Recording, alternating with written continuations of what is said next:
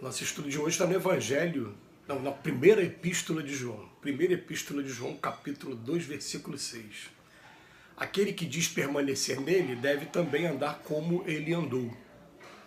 E Emmanuel comenta na lição 134, busquemos o equilíbrio. Embora devas caminhar sem medo, não te cases à imprudência, a pretexto de cultivar desassombro. Se nos devotamos ao Evangelho, procuremos agir segundo os padrões do Divino Mestre, que nunca apresenta lugar à temeridade. Jesus salienta o imperativo da edificação do reino de Deus, mas não sacrifica os interesses dos outros em obras precipitadas.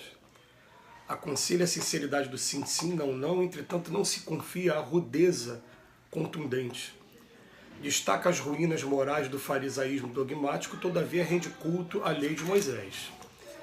Reergue Lázaro do sepulcro, contudo, não alimenta a pretensão de furtá-lo em definitivo à morte do corpo.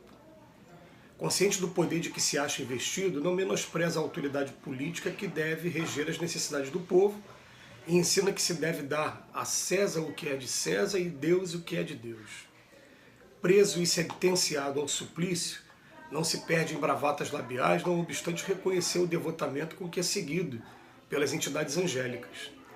Atendamos ao modelo divino que não devemos esquecer, desempenhando a nossa tarefa com lealdade e coragem, mas evitemos o arrojo desnecessário que vale por leviandade perigosa. Um coração medroso congela o trabalho. Um coração temerário incendeia qualquer serviço, arrasando. Busquemos, pois, o equilíbrio com Jesus e fugiremos naturalmente ao extremismo, que é sempre o escuro sinal da desarmonia ou da violência, da perturbação ou da morte. Quem vem acompanhando o nosso estudo diariamente, o estudo que foi feito anteriormente, falava do medo. E agora, Emmanuel, aproveitando a sequência do seu livro, ele pega a lição imediatamente seguinte e começa com o seguinte. Ó, a gente sabe que não se deve caminhar com medo, mas também vamos tomar muito cuidado com uma coisa chamada imprudência. Se a gente for parar para analisar aí dentro do estudo, existem três coisas, né? Imperícia, imprudência e negligência. Quando fala assim, imperícia é você não saber manusear aquela coisa e vai lá, tenta manusear e dá alguma coisa errada. Você não tinha culpa, né? Você teve a melhor das intenções, mas acabou dando alguma coisa errada. A negligência é quando você exagera, né? Quando você sabe que o limite, pelo bom senso, você sabe que o limite deve ser esse, mas extrapola os limites. Você também não queria que o resultado fosse ruim, mas ele acaba acontecendo. Já a imprudência é a falta de você observar alguns cuidados. Então o que ele está querendo dizer para a gente, né? A gente não deve ter medo, mas também tem que aprender a observar alguns cuidados para quem está vivendo aqui na Terra. E ele vem falar para a gente, o primeiro cuidado, Jesus fala assim, que é melhor a gente ser muito sincero em tudo. Sim, sim e não, não.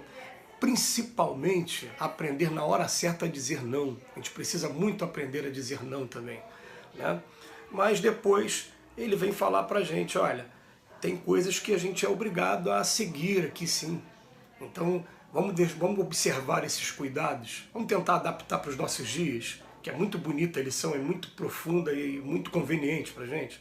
Olha, ele está destacando as ruínas morais do farisaísmo dogmático, todavia rende culto à lei de Moisés. O que acontece? Os fariseus na época, eles se guiavam pela lei de Moisés, mas acabavam desviando o objetivo da lei de Moisés e tomando práticas e costumes que vêm sendo combatidos durante todo o Evangelho. O que acontece? Jesus destacava as ruínas morais dele, mas pegando a própria base dele mesmo, falando, peraí, vocês não são seguidores da lei de Moisés? O que a lei de Moisés fala? A lei de Moisés não fala que amar a Deus acima de todas as coisas. Ele resume os 10 mandamentos, né, em 2. Amar a Deus acima de todas as coisas, amar o próximo como a si mesmo.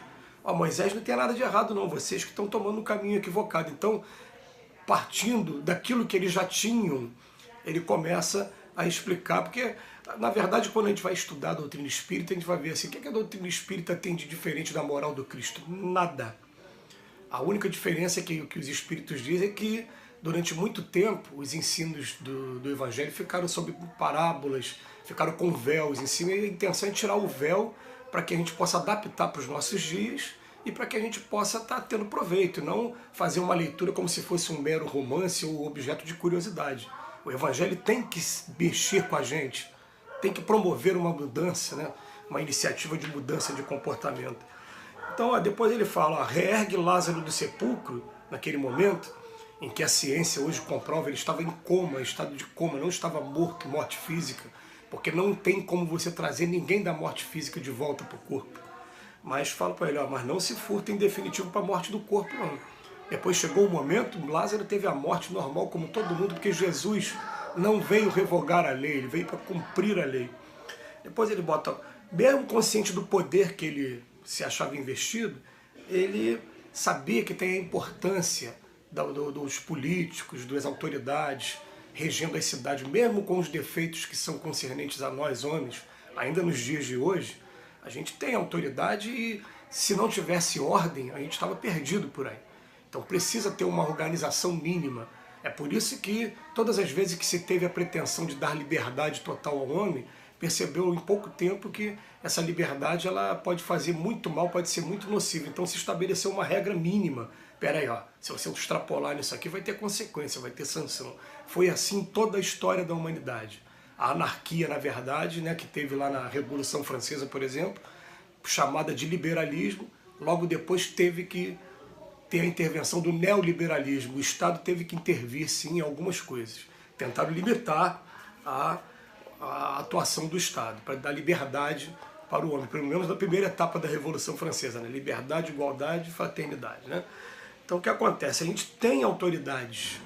Então a gente vai pensar assim, ó, eu tenho leis, eu não concordo com as leis, eu vou tentar modificar as leis dentro do procedimento legal que a gente pode encontrar, tentando persuadir aqueles que são os responsáveis por fazer as leis, tentando o processo de educação. Se a gente não consegue mais educar esses políticos que estão lá, a gente consegue educar a criança a partir de agora para quando ela chegar lá, ela entender lei de causa e efeito, ela saber tudo que ela traz para ela mesmo como consequência, ela entender, por exemplo, que muitos mendigos que estão na rua hoje foram políticos do passado que utilizaram mal os recursos públicos e agora estão, através de um processo aí de complexo de culpa e também de resgate, passando pelo estado que estão passando.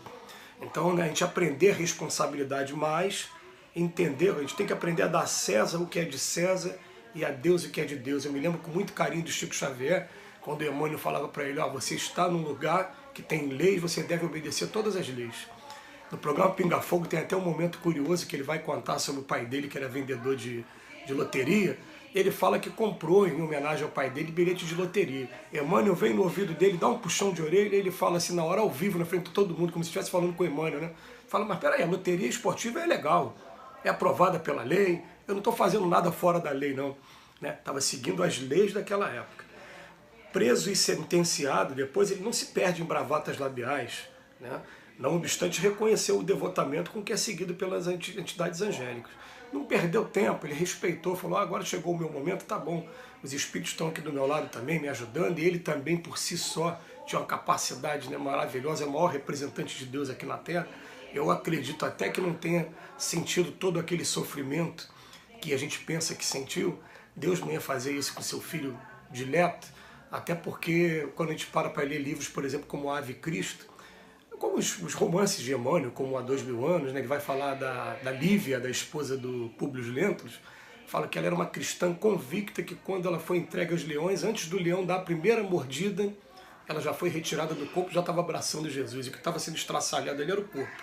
Ela mesmo não sentiu nada, já estava no braço de Jesus. Então, através dessas leituras, né, a gente imagina o que deve ter acontecido com Jesus também. E então ele fala que ó, atendamos um modelo divino. Um coração medroso congela o trabalho, mas também um coração temerário, que não tem limite, o que acontece? Incendeia qualquer serviço arrasando. Então é muito bom a gente fazer um trabalho intenso, intenso de buscar Jesus diariamente, ou melhor falando diariamente, de hora em hora. O que Jesus faria se estivesse no meu lugar? Qual é a decisão que eu vou tomar agora? Qual é o caminho que eu devo tomar agora? Isso não é fanatismo não, gente. Isso é buscar segurança. E muitas das vezes, por intuição, vai vir coisas que não era o que a gente desejava que fosse feita, mas coisas com mais prudência, buscando o equilíbrio. E cabe a gente desenvolver a capacidade de calar, aceitar as ideias que estão vindo dos anjos angelicais e tocar o nosso barco com Jesus para frente, para o alto. Que Jesus nos abençoe hoje e sempre.